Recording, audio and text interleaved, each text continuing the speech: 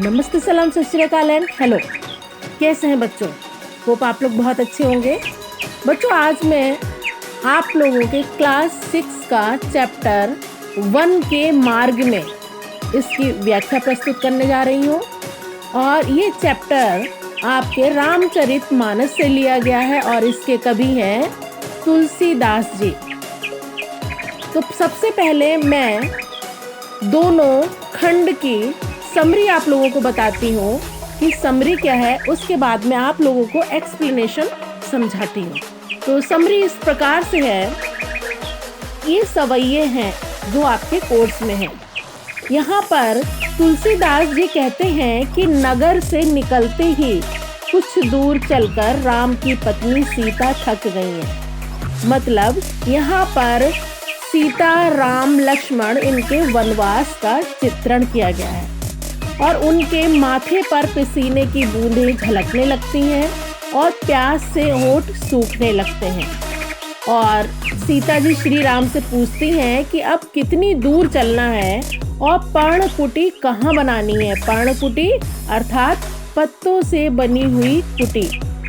पत्नी सीता की व्याकुलता को देखकर श्री राम की आंखें आंसुओं से भर जाती हैं। ये था पहले खंड का सार। अब बताते हैं आपको दूसरे खंड का सार। दूसरे खंड में बताया गया है कि लक्ष्मण जी जल लाने गए हैं। जिस समय वो वनवास के लिए गए थे उस समय सीता जी थक गई हैं और अब लक्ष्मण जी जल लेने गए हैं। इसी बीच सीता श्री राम जी से कहती हैं, जब तक लक्ष्मण पानी लेकर आते हैं तब तक आप थोड़ी देर किसी पेड़ की छाया में विश्राम कर लें। श्री राम सीता जी की इस व्याकुलता को देखकर कुछ देर पेड़ की छाया में बैठ जाते हैं और उनके पैरों में बड़े बड़े कांटे निकालने लगते हैं। सीता जी प्रियतम के प्यार को देखकर मन ही मन पुलकित हो जाती हैं, अर्थात बहुत ही खुश हो जाती हैं। ये था दूसरे खंड का सार। आइए अब हम समझाते हैं आपको पूरे चैप्टर की व्याख्या। पुर ते निकसी रघुबीर बधू। पुर अर्थात पुर का मतलब है नगर। रघुबीर बधू, रघुबीर मीन्स श्री राम, बधू मीन्स श्री राम की पत्नी अर्थात सीता। श्री राम की पत्नी सीता जब नगर से निकलती हैं वनवास के लिए, धरि धीर दये मग में डग द्वय। वो धैर्य पूर्वक धरी रखती हैं। दय मग में, मग मीन्स मार्ग में, डग द्वय अपने दो डग को अर्थात अपने पैरों को, अपने कदमों को मार्ग में आगे बढ़ाती हैं। नगर से सीता जी निकलती हैं और धैर्य के साथ, धीरज के साथ मार्ग में अपने दोनों डगर में पैर बढ़ाती हैं। झलकी भरी भाल कनी जलकी। झलकी मीन्स झलकने लगी, भरी मीन्स भरकर, भाल मीन्स मस्तक, कणी मीन्स कण, जल की अर्थात पानी की या पसीने की। तो उनके मस्तक पर पानी की बूंदें झलकने लगीं। पुट सूख गए। पुट मीन्स होठ, सूख गए, सूख गए। मधुराधर द्वय। मधुराधर मीन्स जो मधुर ओठ हैं सीता जी के, द्वय जो दो हैं वो सूख गए। मतलब उनके मस्तक पर पसीने की बूंदें आ गई हैं और उनके मधुर दो ओठ सूखने लगे हैं। फिर बूझती हैं और फिर वो पूछती हैं श्री राम से, चलनो अब केतकी। चलनो चलना, अब केतकी मीन्स कितना, अब कितना चलना है। पर्णकुटी करियों कित हुए। पर्णकुटी, पर्णकुटी अर्थात पत्तों से बनी हुई कुटिया, करियों बनाओगे, कित हुए कहाँ जाकर, कहाँ जाकर पर्णकुटी बनाओगे। फिर सीता जी पूछती हैं कि अब कितना चलना है और पर्णकुटी अब कहाँ बनानी है। तिये की लखी आतुरता। तिये मीन्स पत्नी, की लखी, लखी मीन्स देखकर, आतुरता मीन्स व्याकुलता। अपनी पत्नी की व्याकुलता को देखकर पिए की आँखियाँ, पिए यहाँ कौन है, श्री राम जी, श्री राम जी की आँखें अति चारु चली जल चोय। अति मीन्स बहुत अधिक, चारु मीन्स बहुत जो सुंदर उनकी आंखें हैं, उनसे जल चोय। जल चोय मीन्स आंसू टपकने लगा, जल टपकने लगा अर्थात आंसू टपकने लगे। पत्नी की व्याकुलता को देखकर प्रिय की अर्थात श्री राम की आंखों से आंसू टपकने लगे। चोय मीन्स टपकने लगे। तो बच्चों ये था पहले खंड की व्याख्या। आइए अब देखते हैं दूसरे खंड की व्याख्या। दूसरे खंड में सीता जी कहते हैं, जल को गए लखनु है, लरिका परिखो तिये छाह घरीक हुए ठाड़े।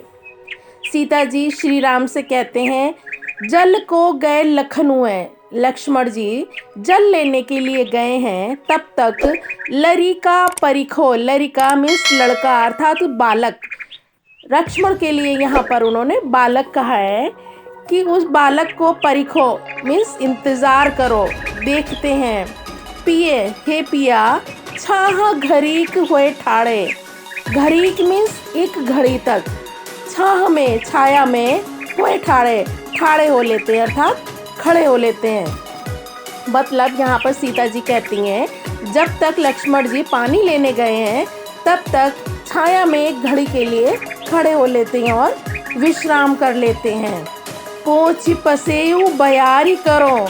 और सीता जी कहती हैं, मैं पसेऊ मीन्स पसीना, पोछ मीन्स पोछ कर, मैं पसीना को पोछ कर बयारी करो हवा करूँगी, और उपाय पखारियों, और मैं अपने पैरों को, पखारियों मीन्स धोऊंगी। फिर वो कहती हैं भूभूरी ढाड़े, जो कि भूभूरी कहते हैं जो गर्म बालू, उनके पैरों में गर्म बालू लग गई है। ढाड़े मीन्स बहुत अधिक, जो बहुत अधिक जो उनकी गर्म बालू से दाढ़े जल गए हैं पैर, उन पैरों को वो धोना चाहती हैं। वो कहती हैं कि हमें पसीना पोंछना है, हवा करनी है और अपने पैरों को धोना है जो गर्म बालू से जल गए हैं।